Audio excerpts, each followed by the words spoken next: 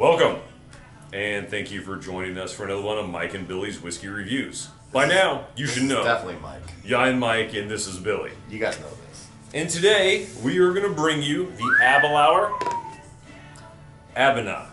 Hopefully I'm saying that correctly. I don't know. It's Gaelic. I don't even know. I know. I don't know if I'm saying it correctly. I know you don't know if I'm saying it correctly. I know. I don't know what I'm saying. Here's what I do know. It means the original.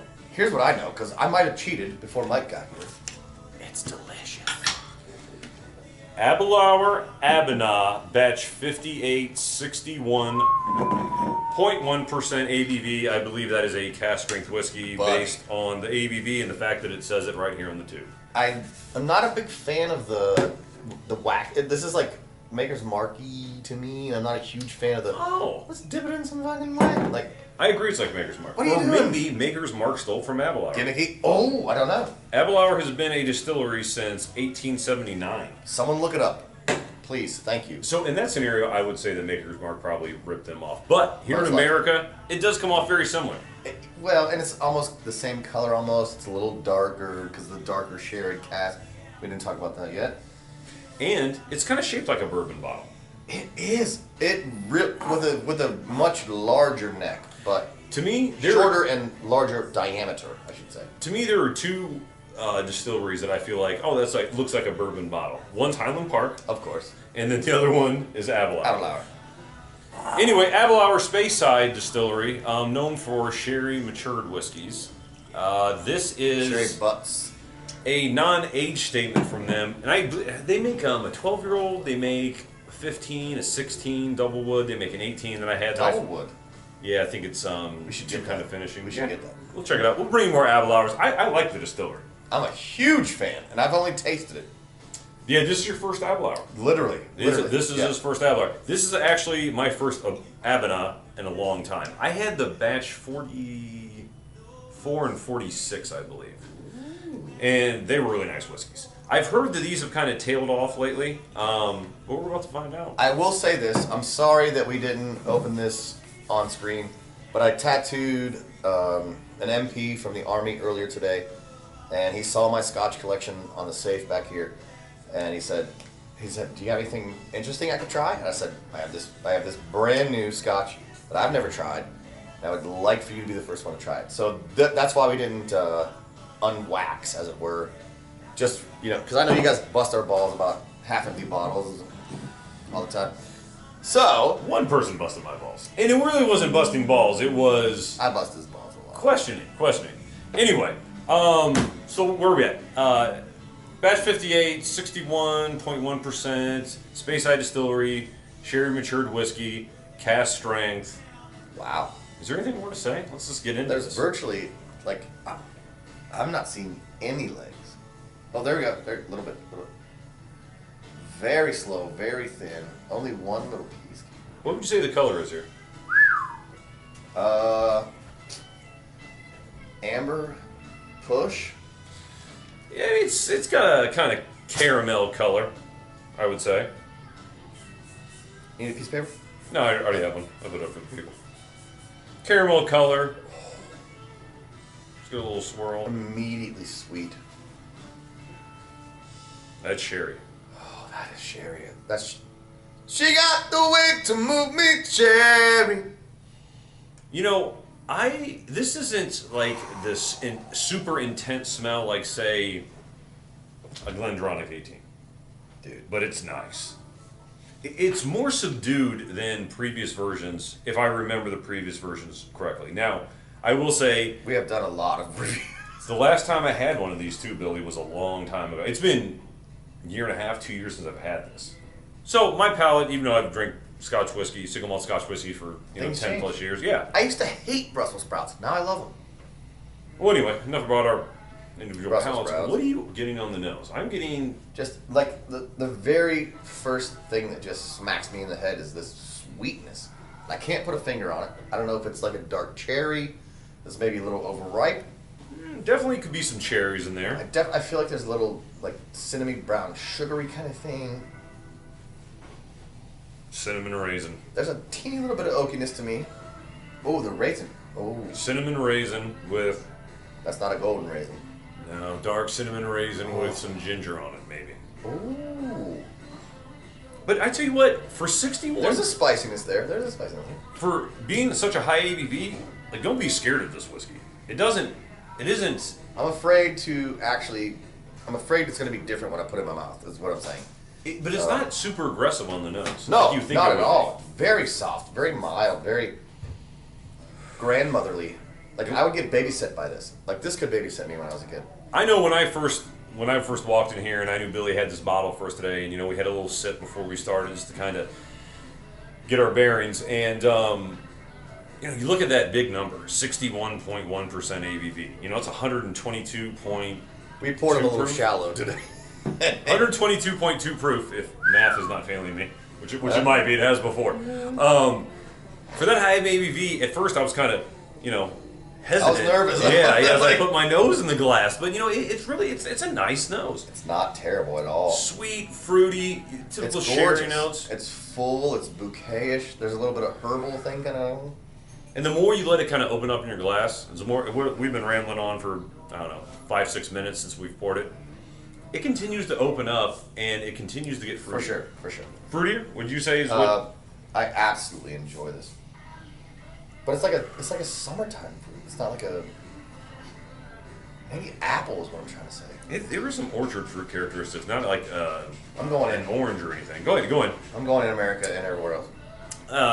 But yeah, like a red apple type of maybe smell. But it's nice. It's not as sharp as I remember from the previous versions. Which, wow. Being 120 proof, it's going to be somewhat sharp, but maybe I'm just that desensitized to it. Billy, what are you picking up on the palate, my friend? Very first thing, burn. My whole mouth is burning. Tongue, the gums, the inside of my cheeks are burning. Everything's burning. And then immediately it's followed by like a hay quality. I feel like I'm in a barn. I feel like I'm feeding horses. It's starting to mellow. Well, it is sharper on the palate than it is on the nose. Yeah. I'm getting those typical sherry, Ooh. dark fruit flavors. A lot quickly, it went to dark chocolate. Immediately. Yeah. Yep. It was fruity initially. I'm even struggling to pick up what the fruits were initially because so quickly. You know what's surprising to me? Mm-hmm. That sort of spicy, cinnamony. Very spicy. Very spicy. For me, it's very completely gone on the palate. Really? I get none of that. I'm getting like a roasted coffee. I'm getting the dark chocolate. I'm getting a little bit of like a hay flavor, the chaff from the hay. If you've ever lived on a farm. It's Wow. Yeah, it is consuming in your mouth. It completely takes over so many parts of your palate. I'm still on fire. Yeah, like underneath my tongue and where my gums on both sides, both up and down, it's tingly, it's nummy and spicy. It's so good though. And I gotta tell you, normally I pick up chocolate or bitterness in the back. I drank that. The chocolate's right up front for me. Well, it was initially fruity, initially on the palate, and then I drank it, and the chocolate came, and it came quick, and it went literally 2/3 the way out of my mouth. I have never actually experienced that before. I've never experienced such a overwhelming chocolate finish to something so quickly into the experience. I've had it a little bit. I've had this a little bit longer than you have, so I'm getting like a weird. Wow. Getting like a weird caramelly, appley, like I was at the fair. Little caramel at the end. You're right. It lingers. It's complex. It lingers. It just keeps hitting you and hitting you. You know, before you came, you sent me a picture of this. I knew it was batch 58, so I did a little bit of research, just on master of malt in a couple of places like that. And the batch 58 doesn't seem to hold up favorably to some of the batches that were earlier, but I will say this. Well, I wish we had tried. Yeah, I can tell you this. I had the 44 and I believe the 46, as I said earlier. This is as good of an experience as maybe I've had with Aberlour. Maybe my palate wasn't ready for it back then, but to me, this was a nice, sweet nose. And man, that taste, when you put it in your mouth for something that didn't smell that strong, man, when you put it in your mouth, it exploded. Booyah! You know what it was like? it was like a prize fighter. You remember recently we Mayweather? We used to go to the Mayweather Conor McGregor fight, and that, you know what it's like? It's like the weigh-in where two guys look at each other. He had a total boner. Did you see that? That was gross. My point is this. Okay. When two guys stand off on the weigh-in, I can do the whole thing for, you know, the pitchers or whatever. That's what the smell's like. Oh yeah. When they start attacking each other first round, that's what the taste is like. You know what I mean? Great analogy, by the way. Great analogy.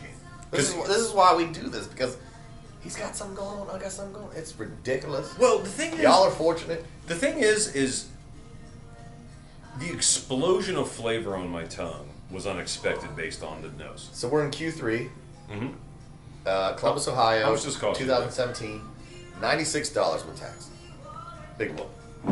That's a $100 bottle a day. $100 bottle a day. Now, would I buy it again? Yes.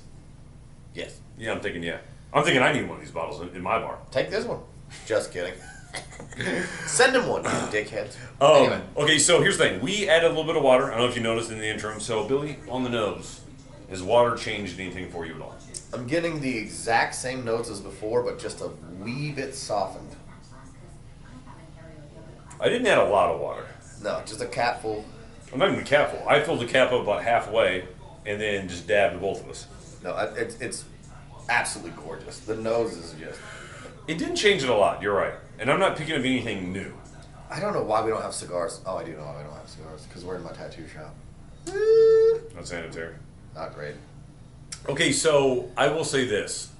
I am picking up more of a plummy characteristic to this. I still, whether I say a raisin or a plum, I'm still picking up ginger and cinnamon sprinkled all over it too. So the ginger and the cinnamon to me is really up front on the nose. And the rest of it, you know, it could be date, could be a raisin, maybe even a fig, a plum, you know, something along those lines, something dark red, maroon colored, if that makes any sense to you. Billy, what are you getting on the second drink, my friend? Didn't lose any of the fire. Not a bit of fire has missed out of this. Wow, that's intense.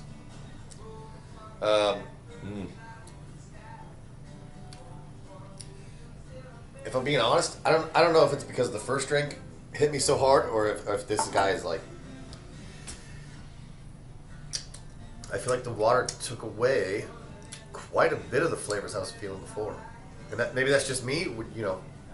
The water made it more bitter. Honestly, a little bit. Yeah. And it's also making my nose run.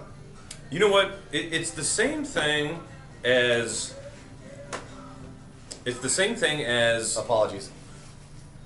I had before, just the overwhelming chocolate, literally a second or two after I swallowed. Very dark chocolate, very roasted coffee.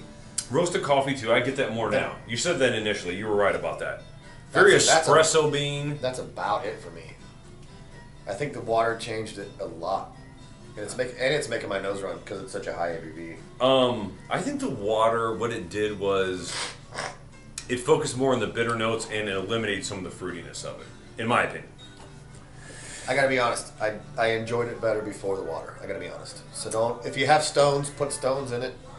Don't put an actual ice cube in there, which I would definitely recommend if you have like a... God, it's spicy. One of our favorite... Oh, it's spicy.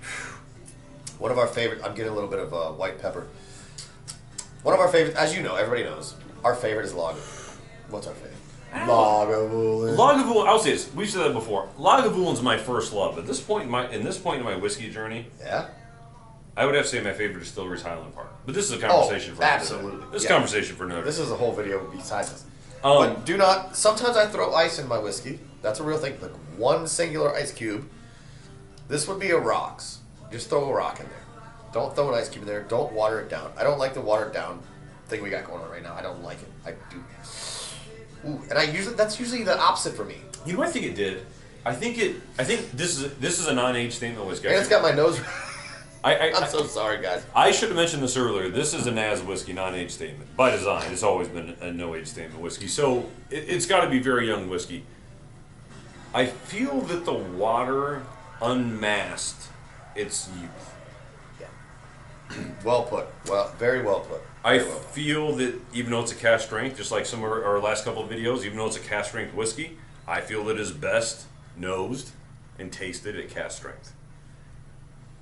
I feel that this Aberlour, now I kind of see what some of them were saying with the newer batches. I feel that when you do put a little bit of water in, some of the characteristics are maybe a bit superficial to where they can easily be swept away. But again, that's easily overcome by not adding water. I'm at an 87. I'm just gonna say it. My first thought was around an 89, but you know what? Yeah, I will say this is an 88 out of 100 as far as this whiskey goes. Try it. I mean, you know, It's a good whiskey. everybody's palate is different, as you know. Me and Mike often disagree on what we taste or smell or whatever, so everyone's different. Again, I'm sorry about that nose thing. That really got me fired up. That's 61. Woo. It's hot. It is hot, and it feels like the water made it hotter somehow. Yes. I don't know why. Okay, but here's the thing. Here's something I will say. You're an 87. I'm an 88. Yeah. If I wouldn't have put water in it, I was leaning towards an 89. I was definitely higher before the water. So yeah. Again, So, we will recommend at least initially trying this neat. And don't be afraid of the ABV. It's a bit aggressive on the palate. sip it. Yeah. We're not. Less is more. Yes. Less is more, my friends. Less is more. One final thing I would like to say personally, we haven't given you guys videos for like 10 days or something. I had something going on last weekend. That was my fault. It was not Mike. Yell at me in the comments. Just slam that like button. Just slam it. Subscribe. Turn your notifications on so you know when we're making new videos. Mike is really handsome. I'm really ugly. And we want to say to you, please. Heavy drinking. Heavy drinking? Yeah. Happy. It doesn't go with please, but whatever. Heavy drinking. Thank you. We love you.